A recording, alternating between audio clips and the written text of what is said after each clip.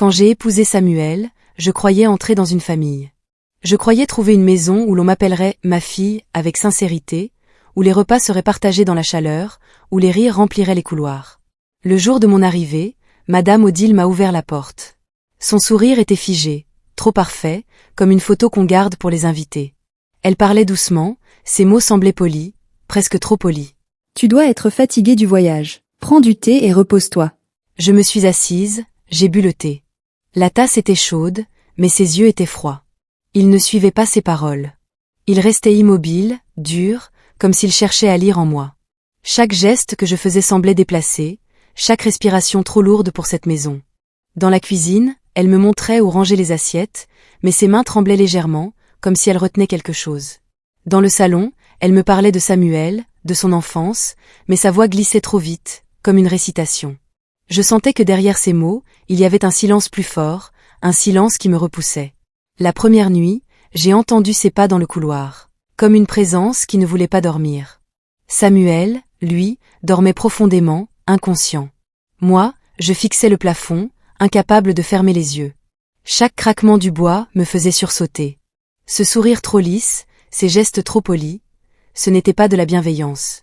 C'était autre chose. Une tension invisible, un malaise qui s'installait sans bruit. Je ne savais pas encore ce que cela signifiait. Mais je sentais déjà que derrière cette façade, il y avait une vérité que je découvrirais trop tard. Chaque matin, le rituel recommençait. Madame Odile me regardait avec ce même sourire figé, mais ses mots étaient des pics déguisés. Tu cuisines mal, ma fille. Ce n'est pas comme ça qu'on nourrit un homme. Tu marches trop fort, on dirait que tu veux réveiller toute la maison. Mon fils mérite mieux. Ces phrases, dites comme des conseils, étaient des coups invisibles. Devant les voisins, elle riait, me présentait comme une épouse fragile, maladroite. Mais seule avec moi, elle soupirait, comme si ma présence était une erreur qu'elle devait supporter. Je me suis mise à douter de moi-même. Chaque geste devenait une épreuve. Poser une assiette, marcher dans le couloir, même respirer semblait trop bruyant. Samuel travaillait loin, il ne voyait rien. Quand je lui parlais, il me disait « Ma mère est exigeante, mais elle veut ton bien. » Alors je me taisais. Par amour. Par peur aussi. Mais le plus dur n'était pas ses mots. C'était son regard, ce regard qui me suivait partout. Quand je cuisinais, elle restait derrière moi, silencieuse. Quand je balayais, elle observait mes mouvements comme si elle cherchait une faute. Même quand je m'asseyais pour boire de l'eau, je sentais ses yeux sur moi, pesants, intrusifs. Petit à petit, je me suis sentie étrangère dans ma propre maison. Les murs semblaient m'étouffer, les pièces devenaient trop petites. Et chaque fois que je croisais son regard, je savais qu'il y avait quelque chose de plus profond derrière ces humiliations. Ce n'était pas seulement de la sévérité. C'était une hostilité silencieuse, une volonté de me réduire, de m'effacer. Mais je ne pouvais pas encore comprendre jusqu'où cela irait. Un midi, après le déjeuner, tout a commencé. Ma tête s'est mise à tourner comme si le sol se dérobait sous mes pieds. Mes mains tremblaient, incapables de tenir une simple cuillère. J'ai couru vers la chambre, mais avant d'y arriver, j'ai vomi jusqu'à en pleurer. Madame Odile est apparue dans l'encadrement de la porte, calme, presque trop calme. Elle m'a tendu un verre d'eau, ses yeux fixés sur moi. « Tu es fragile, ma fille. » a-t-elle dit d'une voix douce. Je voulais croire à ces mots, mais mon corps me disait autre chose. Les malaises ont recommencé. Toujours après les repas qu'elle préparait. Une lourdeur dans l'estomac, une fatigue qui me clouait au lit, des sueurs froides qui me couvraient la peau. Les jours passaient, et je maigrissais. Mes vêtements devenaient trop grands, mes joues se creusaient. Quand je me regardais dans le miroir, je ne reconnaissais plus mon visage. Mes jambes se dérobaient. Je me levais parfois pour marcher, mais mes pas étaient lourds, incertains. Je me sentais prisonnière de mon propre corps. Et chaque fois que je croisais son regard, je voyais une lueur étrange. Pas de compassion. Pas de surprise. Juste une attente silencieuse, comme si elle observait le résultat d'un geste qu'elle seule connaissait. Je ne savais pas encore ce qui se passait. Mais je sentais que quelque chose, invisible et implacable, s'installait en moi. Et que mon corps, lentement, était en train de lâcher. Quand j'ai enfin trouvé le courage de parler à Samuel, c'était un soir où mon corps n'en pouvait plus. Je lui ai dit que je me sentais surveillée, que chaque geste était jugé, que les repas me rendaient malade. Mes mots tremblaient, mais ils étaient sincères. Samuel m'a regardé, puis a baissé les yeux. Son silence a été plus lourd que n'importe quelle réponse. Après un long moment, il a murmuré. « Ma mère est dure, mais elle ne ferait jamais de mal. » Ces mots m'ont frappé comme une porte qui se referme. J'attendais du réconfort, j'espérais qu'il me croirait, qu'il me protégerait. Mais au lieu de cela, il s'est réfugié dans le déni. À partir de ce jour, je n'ai plus osé insister. Chaque fois que je voulais lui parler, son regard fuyait, ses mains se serraient, comme s'il refusait d'entendre. Il travaillait loin, rentrait tard, et moi je restais seule dans cette maison. Seule avec elle. Les murs semblaient se rapprocher, les couloirs devenaient plus étroits. Madame Odile contrôlait tout, les repas, les conversations, même le rythme de mes journées. Et Samuel, par son silence, lui donnait plus de pouvoir encore. Je me suis sentie abandonnée. Comme si ma voix n'avait plus de valeur. Comme si ma douleur n'était qu'une illusion. Mais au fond de moi, je savais que ce que je vivais était réel. Trop réel. Et dans ce silence, j'ai compris que je ne pouvais compter que sur moi-même. Peu à peu, Madame Odile a commencé à tisser une toile autour de moi. Elle parlait aux voisins, aux amis de Samuel, aux femmes du marché. Elle disait que j'étais fragile, instable, que je faisais semblant d'être malade pour attirer l'attention. Et les gens l'ont cru. Les salutations sont devenues plus froides, les visites plus rares. Les voisins me regardaient avec pitié, comme si j'étais une pauvre épouse incapable de tenir sa maison. Certains détournaient même les yeux, comme si ma présence était une honte. Dans la maison, le silence s'épaississait. Samuel travaillait loin, absent la plupart du temps. Quand il rentrait, il était fatigué, distrait, incapable de voir ce qui se passait vraiment. Moi, je restais seule, enfermée entre quatre murs qui semblaient se rapprocher chaque jour. Même le repas était devenu une épreuve. Manger, c'était avoir peur. Chaque assiette posée devant moi était un test. Mais refuser, c'était provoquer sa colère. Alors je mangeais, en silence, le cœur battant trop vite, les mains tremblantes. La maison n'était plus un refuge. Même ma propre voix semblait s'éteindre. Quand je parlais, personne n'écoutait. Quand je criais, personne n'entendait. Et dans ce vide, dans cette solitude imposée, je sentais que quelque chose se préparait. Un après-midi, alors que le soleil tombait derrière les toits du village, je me suis effondrée derrière la maison. Mes jambes ne me portaient plus, mes lèvres étaient pâles, mes mains glacées. Je croyais que personne ne me verrait. Mais Clara, la voisine infirmière, passait par là. Elle s'est arrêtée brusquement, ses yeux se sont élargis. Elle s'est agenouillée près de moi, a pris mes mains dans les siennes. « Ce n'est pas normal », a-t-elle murmuré, sa voix tremblante. Elle a observé mon visage, mon souffle court, mes doigts qui tremblaient.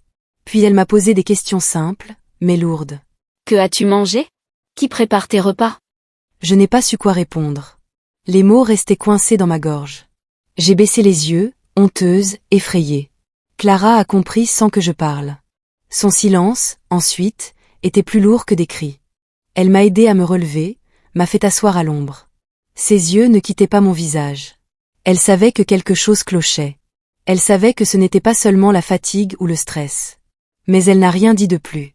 Elle a gardé ce silence tendu, comme si prononcer la vérité trop tôt pouvait la rendre encore plus dangereuse. Ce jour-là, pour la première fois, quelqu'un avait vu. Quelqu'un avait remarqué ce que je vivais. Et même si Clara n'avait pas encore parlé, même si elle n'avait pas encore accusé, sa présence était une fissure dans l'isolement. Je n'étais plus complètement seule.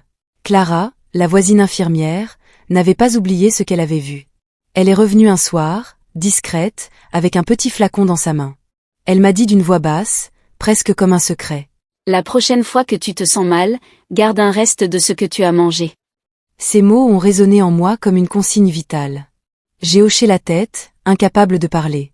Le flacon était léger, mais dans mes mains il pesait comme une promesse. Le lendemain, Madame Odile a préparé une soupe. Elle l'a posée devant moi avec ce même sourire figé. Ses yeux me fixaient, attentifs, comme si chaque geste que je faisais était une épreuve. J'ai pris la cuillère, j'ai avalé la première bouchée. Le goût était familier, mais mon cœur battait trop vite. Je me suis forcée à sourire, à paraître calme. Mais à l'intérieur, tout tremblait. Je savais que ce repas n'était pas comme les autres. Je savais que Clara attendait une preuve. Alors, discrètement, j'ai gardé une portion de cette soupe dans le flacon. La nuit, les symptômes sont revenus. La tête lourde, les mains glacées, le souffle court. Mais cette fois, je n'étais pas seulement victime. J'avais une trace, un fragment, une clé. Clara a pris le flacon le lendemain. Elle n'a rien dit tout de suite. Son silence était plus lourd que des mots. Ses yeux, eux, parlaient. Ils disaient qu'elle avait compris. Ils disaient que ce que je ressentais n'était pas une illusion. Et moi, pour la première fois, je n'étais plus seulement dans le doute. Je savais que quelque chose se cachait derrière ces repas, derrière ce sourire trop lisse. Je ne pouvais pas encore nommer la vérité, mais je sentais qu'elle approchait. Le doute s'était transformé en certitude. Clara est revenue avec le flacon. Elle avait ce regard grave, celui d'une femme qui s'aimait qui hésite à parler. Elle s'est assise en face de moi, a posé le petit récipient sur la table, et pendant un long moment, elle n'a rien dit. Le silence était lourd, presque insupportable. Puis, d'une voix basse, elle a murmuré. J'ai fait le test. Je l'ai regardée, le cœur battant trop vite. Ses mains serraient le flacon comme si elle portait un secret trop lourd. Elle a inspiré profondément, puis ses mots sont tombés, froids, tranchants. Il y avait une substance toxique. Je suis restée figée. Les murs autour de moi semblaient se rapprocher. Clara a continué, son regard fixé sur mes yeux. Pas assez pour tuer vite, mais assez pour affaiblir, pour briser ton corps, lentement. Je n'ai pas pleuré. Je n'ai pas crié. J'ai simplement tremblé.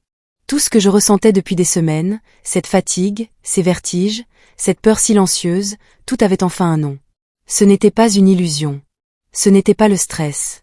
C'était réel. Clara a posé sa main sur la mienne. Elle voulait me rassurer, mais son geste ne pouvait pas effacer la vérité. Une vérité qui brûlait, qui déchirait. Je me suis rappelé chaque repas, chaque sourire figé, chaque regard froid. Quand Samuel a entendu la vérité, ce fut comme un coup de tonnerre dans la maison. Lui, si calme d'ordinaire, a hurlé. Sa voix a résonné contre les murs, brisant le silence qui avait régné trop longtemps. Maman, qu'as-tu fait? Madame Odile s'est figée. Ses yeux ont vacillé, son sourire s'est effondré. Elle a nié d'abord, les mains tremblantes. Ce n'est pas vrai.